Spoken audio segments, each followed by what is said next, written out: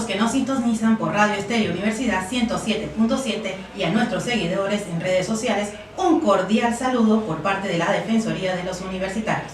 Les damos la bienvenida a una edición más del programa de radio dirigido por el profesor Gilberto Marulanda, defensor de los derechos de los universitarios, quien extiende un cordial saludo a la comunidad universitaria y público en general. La Defensoría de los Universitarios exhorta a la comunidad universitaria a fortalecer la práctica de nuestros valores institucionales. Su importancia consiste en que al ser aplicadas se establecen los patrones de conducta y las relaciones entre las personas de la universidad, además de fomentar una convivencia pacífica. En esta ocasión queremos resaltar el valor de la transparencia. La transparencia como valor es un intento deliberado por parte de la organización de crear un entorno de confianza en el cual se promociona el acceso libre a la información, la comunicación abierta y la participación de todos los profesionales en la toma de decisiones. La transparencia permite a la universidad que se cumpla con su misión y visión con la participación de todas las personas de la organización. Busquemos la transparencia. En cabina me acompaña John Suira y se dirige a ustedes Karen Jones Franco, abogada de la Defensoría de los Universitarios. También me acompaña la licenciada Natalia Ruiz de Gordón, jefa del Departamento de Riesgo de la Dirección de Planificación de los Universitarios. Bienvenida, Natalia. Hola, muchas gracias. Bueno, Feliz de estar aquí. Antes que nada, vamos a dar unas notas rápidas. En primer lugar, queremos felicitar la participación de los estudiantes universitarios en los Juegos Deportivos Centroamericanos Juduca 2023. Nuestros estudiantes participaron en estos Juegos del 11 al 15 de julio de la fecha, finalizando estas jornadas con 24 medallas y 6 trofeos en la justa deportiva. Nuestra delegación obtuvo 7 medallas de oro, 5 medallas de plata y 12 medallas de bronce. En las disciplinas de atletismo, baloncesto, fútbol, karate, obtuvimos una medalla de oro. En natación, 4 medallas de oro. Felicidades a estos chicos. En plata, obtuvimos 2 en atletismo, en fútbol y karate. Y en natación tuvimos una medalla. En bronce, 6 en atletismo, 3 en karate y 3 en natación. Felicidades y éxitos a todos estos chicos. Igualmente, la Defensoría de los Universitarios quiere recordarle a todo el público en general que hoy inicia el proceso de admisión 2024. Inicia con la fase 1 en la que se da el proceso de inscripción desde hoy 17 de julio hasta el 13 de octubre. Lo primero que tienen que hacer es ingresar a la página web de la Universidad de Panamá. El proceso es virtual. Buscan el afiche de la dirección de admisión e ingresan al formulario de registro de admisión. Una vez seleccionado el formulario de registro, para panameños lo deben llenar de manera ordenada, obviamente, y adjuntar los documentos que le van a solicitar. Una vez que ya está aprobado este formulario, van a recibir un correo con la información de su carrera y les van a indicar la forma que pagan. Después que pagan, van a ingresar a su perfil nuevamente con su número de cédula y correo y el número de inscripción, y allí la Dirección General de Admisión les va a dar toda la información que corresponde. Igual cabe destacar que para los estudiantes que aspiran extranjeros, el proceso ya inició desde el 3 de julio hasta el 29 de septiembre de 2023. Pero estos deben ingresar a la plataforma cirexup.up.ac.pa, que es inicia el trámite con la Secretaría General. Bueno, igualmente, la Defensoría está de fiesta el día de hoy y quiere felicitar a la licenciada Catherine Rodríguez Ellis, quien el día de hoy está de cumpleaños. Sus compañeros y compañeras les deseamos un feliz día hoy y los siguientes, y que sean colmados de alegría, paz y amor, así como también todas las buenas peticiones de su corazón les sean concedidas. Saludos, Catherine, y feliz cumpleaños. Como cápsula informativa también tenemos que el día de mañana, 18, se celebra el día en honor a Nelson Mandela, y les comparto una frase: lo más fácil es romper y destruir, los héroes son los que firman la paz y construyen. Nelson Mandela. Entonces, las organizaciones internacionales nos hacen un llamado a todas las personas del mundo a contribuir con pequeñas cosas en nuestras comunidades en honor a esta día. Bueno, ya, para dar el inicio al tema de hoy, gestión de riesgos, Nos acompaña Natalia, como ya les comenté, Natalia Ruiz de Gordón. Ella es jefa del Departamento de Gestión de Riesgos de la Dirección General de Planificación y Evaluación Universitaria desde el 2007 a la fecha. Es responsable de la formulación, coordinación e implementación de políticas y estrategias de desarrollo en el marco de las estrategias universitarias en materia de riesgo y manejo de materiales peligrosos de la Universidad de Panamá. También maneja lo que es el manejo de materiales peligrosos, los laboratorios científicos y unidades administrativas de la Universidad de Panamá, y funge como secretaria ante la red de los universitarios de América Latina y el Caribe para la gestión y la reducción de riesgos de emergencias y desastres, REDU. Bienvenida, Natalia, es un gusto tenerte el día de hoy. Muchas gracias. Y bueno, para iniciar obviamente la temática, ¿qué podemos entender por riesgos, desastres y bueno, la prevención, más o menos allí, para que demos una introducción al tema y su importancia, ¿no? Sí, muy buenas tardes a todos los que nos escuchan a través de Radio Estéreo Universidad. Como bien decía, nosotros representamos la Dirección General de Planificación y Evaluación Universitaria, el Departamento de Gestión de Riesgo, y trabajamos directamente pues con la prevención de riesgo en la Universidad de Panamá, no solamente en los campus Armodio Arias, Madrid, Octavio Méndez Pereira, sino en todas las sedes regionales a nivel nacional donde está representada la universidad. Muy bien, para iniciar desde el punto de vista conceptual, es bueno tener claridad con lo que puede significar riesgo, cuál es la diferencia entre riesgos, peligros o amenazas y la prevención y mitigación, que serían las acciones para la reducción del riesgo. Muy bien, cuando nosotros hablamos precisamente del riesgo nos referimos a dos componentes importantes. Uno de ellos son los peligros o amenazas y el otro es la vulnerabilidad. Los peligros o amenazas pueden ser de origen natural o de origen antrópico, o sea que el hombre los origina, ¿ya? Entonces, si nosotros hablamos de los peligros naturales o de las amenazas naturales, nos referimos pues a lo que son de la profundidad de la tierra, los endógenos, o los exógenos, que son sobre la superficie terrestre, ¿verdad? Entonces, cuando hablamos de esos riesgos, de esos peligros o amenazas naturales, entonces estamos hablando, por ejemplo, de la sismicidad, que viene por el movimiento de placas o de fallas. Hablamos también del vulcanismo, ¿verdad? Con todos los peligros volcánicos que conlleva en una erupción, la caída de ceniza, lavas volcánicas, proyectiles, entre otros, que vienen de la profundidad de la Tierra. Mientras tanto, cuando hablamos de los exógenos, nosotros por lo general hablamos de la erosión, conocemos de la erosión y nos hacemos pues esa idea de lo que conlleva la erosión pluvial o eólica, que se va llevando todos los materiales. Sin embargo, esto que se va deteriorando se llama meteorización, y esa meteorización vuelve entonces la roca, el suelo mucho más permeable, y ahí se originan los deslizamientos. Y junto con los deslizamientos, los movimientos de ladera, entonces estamos hablando de movimientos en masa, movimientos de ladera, socavamientos, hundimientos. Hablamos de las inundaciones también, que son procesos por amenazas hidrometeorológicas, que conlleva pues ya caída o precipitación, que puede ser de granizo, de lluvia o de nieve en diferentes áreas, y todo esto origina peligros para la población. Que son los desastres. Los desastres. Pero para que ocurra un desastre, tiene que haber conocer el riesgo. ¿Por qué? Porque puede ocurrir un evento adverso en cualquier lugar del mundo, pero si no hay población cerca, entonces no hay riesgo. Es solamente un fenómeno, solamente un evento, ¿ya? E incluso hay volcanes que hacen erupción, pero no vive nadie cerca, no pasa nada, sino que se están expulsando nuevos materiales sobre la superficie terrestre.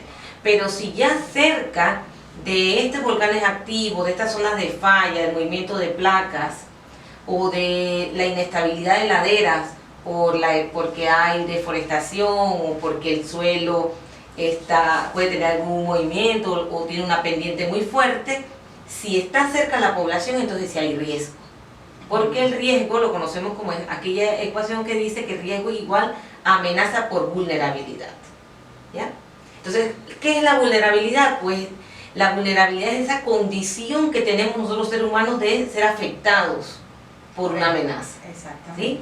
Y la vulnerabilidad no necesariamente es económica, puede ser organizacional, funcional, etc. Hay diferentes dimensiones. Entonces, hablemos pues el peligro o amenaza lo que nosotros podemos tener conocimiento que conlleva el riesgo, pero el riesgo solamente se da si existe la exposición del ser humano que es vulnerable. Exactamente. ¿Y cuáles serían estos riesgos a los que estamos expuestos?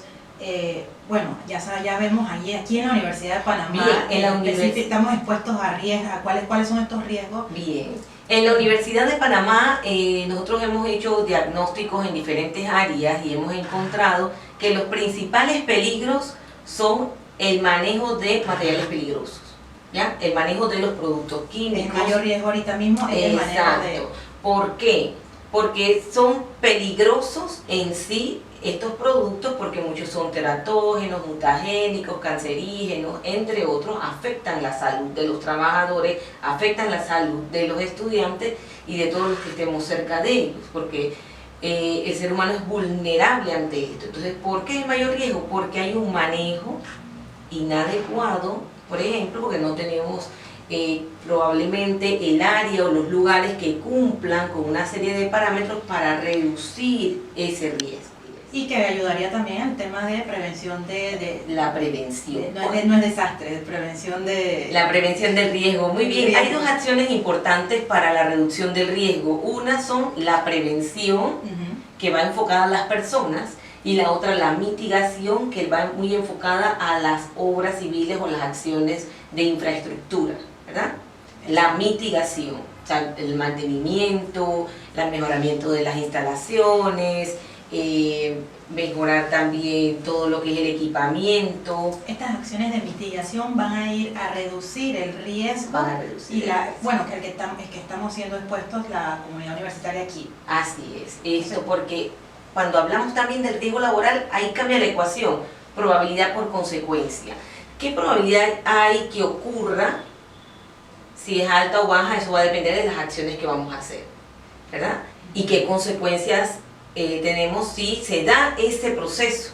Entonces dice, oye, puede perder la vida, pueden quedar limitados en el acceso, pueden quedar inhabilitados para seguir trabajando en esa instalación, y si quedamos sin instalaciones, ¿dónde vamos a trabajar? Entonces tenemos que considerar las probabilidades, la consecuencia, los peligros y la vulnerabilidad de las personas. Esta fórmula probabilidades y consecuencias, que es muy importante porque nosotros naturalmente, pues en nuestro diario vivir, utilizamos las probabilidades de que si tomo una decisión, cuáles serían las consecuencias de esta, ¿no? Pero en materia aquí de riesgo, su importancia aumenta porque va a afectar la vida, la salud. Y en esta no solamente estamos nosotros, sino que están los estudiantes, sus familias, nosotros como trabajadores, y toda la comunidad se va a ver afectada. Y son las acciones de mitigación serían importantes. De mitigación. Esas son no tanto que sean las más importantes, pero sí son las de prevención. Y las de prevención son aquellas que vamos a trabajar con la gente. Vamos a sensibilizarlos, vamos a implantar en ellos la necesidad que hay de usar el equipo de protección de personal, de mantener las áreas limpias, de mantener un ordenamiento adecuado, de reconocer los planes de evacuación por facultad, las rutas, los puntos de encuentro. Ahí estamos hablando de prevención. Y esto no va a la infraestructura, va a las personas, a mi vulnerabilidad, a reconocer cuáles son las acciones que yo puedo hacer para reducir. Y en esta materia de las personas también, y del tema de que podemos trabajar en mitigación, también el riesgo ante un hecho, en el tema de infraestructura, también es otra área que representa un riesgo. Sí, porque ahí tenemos que conocer los peligros. Porque incluso aunque tengamos en esta parte de las infraestructuras, que es importante, que cuando veníamos también el tema de los accesos, las aceras que constituyen y que son riesgosas, ¿qué podemos hacer en este tema? Ahí diríamos que son peligrosas. Peligrosas, porque hay riesgos cuando ya yo la utilizo. Son peligrosas porque es un riesgo locativo o lo que llamamos es un condicionante. También hay un riesgo por las acciones que yo hago desde el punto de vista, si yo voy apurado, no me fijo, voy distraído con el celular, ¿verdad? Si tengo una condición, por ejemplo, que no veo claramente y piso mal, entonces hay causas y efectos, ¿verdad?, para que ocurra el riesgo. Sin embargo, los peligros se pueden reducir siempre que tengamos acciones de prevención y acciones de mitigación. Exacto, correcto. Eso es muy importante, esa información, tener conocimiento y su relevancia, ¿no? Entonces, ¿cómo funciona el departamento de riesgo? Y el tema que nos dijo que no solamente es aquí en el campus, sino también en los centros regionales, pero ¿cuáles serían estas políticas y estos planes para ayudar a la comunidad universitaria a evitar determinados, sería correcto decir, riesgos? Bien, ¿no? a reducir el riesgo. A reducir el riesgo y prevenir, ¿no? Claro. Aplicar estas medidas de prevención y mitigación. Muy bien. Sí, efectivamente, pues nosotros ya tenemos pues más de 10 años de estar trabajando con la comunidad universitaria. Nosotros iniciamos con el manejo de materiales peligrosos desde el 2007-2008.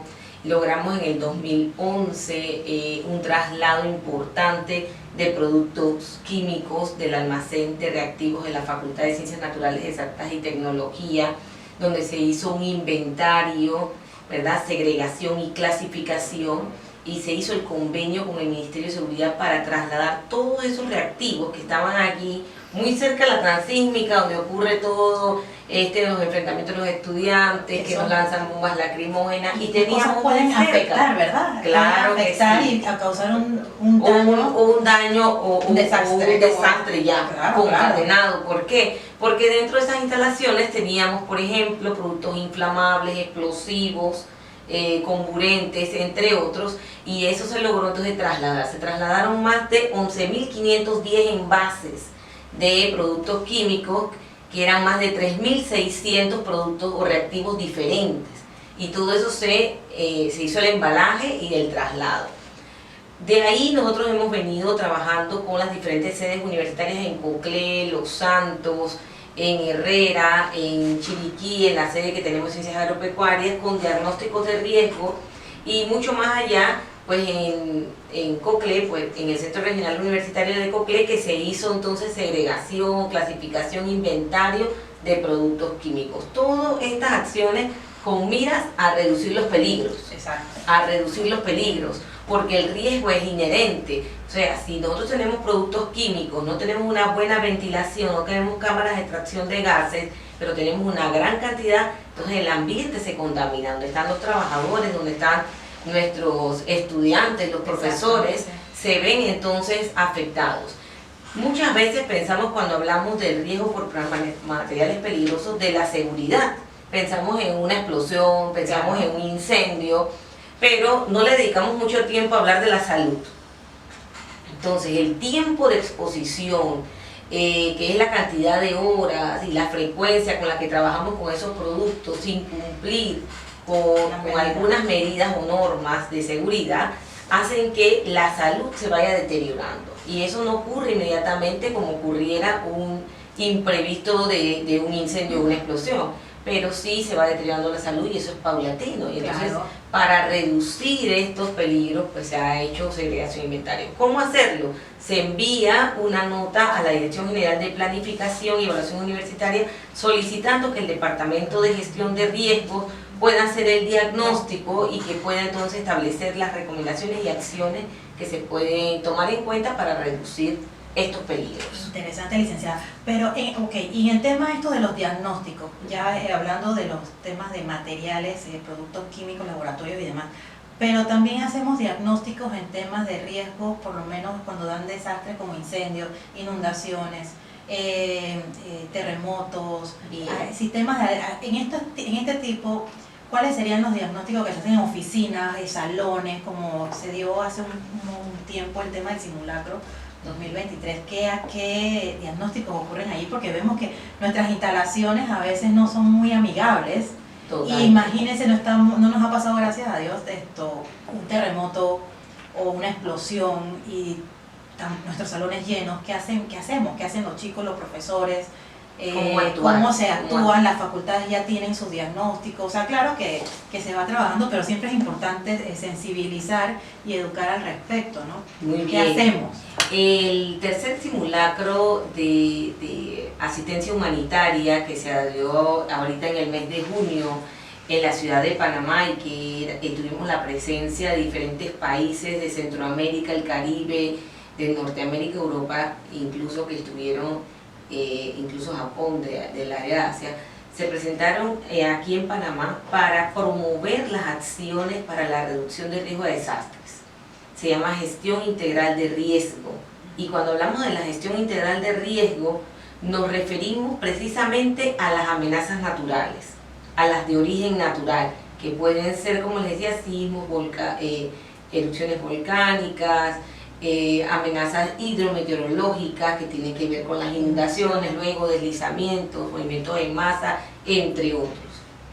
¿Cómo se trabaja esto? Bueno, nosotros en la Universidad de Panamá hemos hecho acciones para la prevención y la reducción del riesgo, toda vez que se han levantado, por ejemplo, para los campus Octavio Méndez Pereira y Harmodio Arias Madrid, un plan de evacuación para cada facultad, tomando en cuenta un diagnóstico rápido de los principales peligros que hay en cada una de las facultades, incluso del Centro de Atención Integral de la Primera Infancia, el CAIPI, que tenemos más de 186 niños, maestros y personal administrativo, y cómo actuar frente a un evento adverso. Con ellos también hemos hecho, además del plan de evacuación, se han hecho capacitaciones, se han hecho prácticas, se han hecho simulacros para trabajar, y se ha trabajado con los niños desde los 2 años hasta los 5 años para poder tener acciones rápidas de evacuación del centro en caso de un siniestro, como hablamos de un incendio, ¿verdad? Exacto. Que puede ser provocado por un desperfecto eléctrico o puede ser provocado por una fuga de gas licuado de petróleo que tenemos ahí en las instalaciones. Bien, frente a amenazas naturales, ¿cómo actuar? Frente a un sismo, por ejemplo, que es lo que nos preocupa mucho a Panamá, sí. y que el simulacro precisamente fue por una amenaza sísmica, por un sismo de 7.5 en el área de la falla de Pedro Miguel. Y se hizo la evacuación. La Universidad de Panamá participó de este simulacro. 2.259 personas fueron desalojadas en el campus Octavio Méndez Pereira, mientras que en el campus Harmodio Arias Madrid 1.187 personas participaron del simulacro. ¿Cuál es la importancia de esta participación en los simulacros? Es preparar a cada una de las personas en la instalación, en su mente y en su práctica, ¿verdad?, de cuál es la ruta de evacuación y dónde está el punto de encuentro. ¿Cuáles serían lugares de riesgos aquí dentro del campus universitario o ante un terremoto, un incendio diferente? ¿Qué hace? Estoy en clases. ¿Qué es lo primero que uno que estoy en un lugar de riesgo? ¿Cómo actúo? Porque son cosas que uno no lo piensa hasta que pasa, y cuando pasa, pues a veces hay muchas reacciones. Gente que se paraliza. ¿Qué hago si veo que mi compañero se quedó ahí hoy? Por eso es tan importante la práctica y los simulacros. Y tener esto, no todos vamos a reaccionar igual. O sea, ¿qué hago si esto, salgo corriendo? No, hay cosas que uno tiene que ir preparándose. Hay acciones que nosotros hemos procurado ir trabajando con la comunidad universitaria. Hemos hecho diferentes capacitaciones, tanto administrativos, estudiantes, en diferentes lugares y en los centros regionales también. ¿Qué buscamos? Primero que todo, identificar las áreas de peligro, identificar la ruta de evacuación, los puntos de encuentro, que el sistema de atención de incendios o lucha contra incendios esté vigente, los extintores se les dé mantenimiento todos los años, ¿verdad?